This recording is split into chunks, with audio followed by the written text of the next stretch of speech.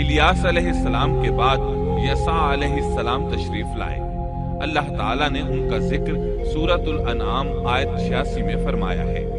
اور اسماعیل کو اور یسع کو اور یونس کو اور لوط کو اور ان میں سے ہر ایک کو تمام جہان والوں پر ہم نے فضیلت دی۔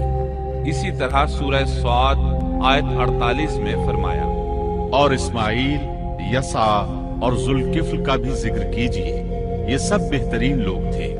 یسع علیہ السلام بعض مورخین کے نزدیک ہارون علیہ السلام کی اولاد میں سے ہیں، اور بعض کے بقول یوسف علیہ السلام کی نسل سے ہیں، اور یہ الیاس علیہ السلام کے چچا زاد بھائی تھے۔ ان کے باپ کا نام عدی تھا، گویا آپ کا پورا نام یسع بن عدی علیہ السلام تھا۔ یسع علیہ السلام کے بارے میں بھی کسی اہل علم نے تفصیل بیان نہیں کی، صرف اتنا مذکور ہے کہ وہ پیغمبروں میں سے تھے۔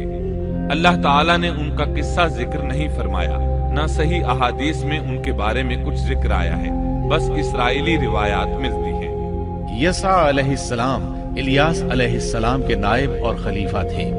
چھوٹی عمر ہی سے ان کی رفاقت میں رہنے لگے تھے، اور ان کی وفات کے بعد اللہ تعالیٰ نے بنی اسرائیل کی ہدایت و رہنمائی کے لیے یسع علیہ السلام کو نبوت سے سرفراز فرمایا، اور انہوں نے الیاس علیہ السلام کے طریقے ہی پر بنی اسرائیل کی رہنمائی فرمائی۔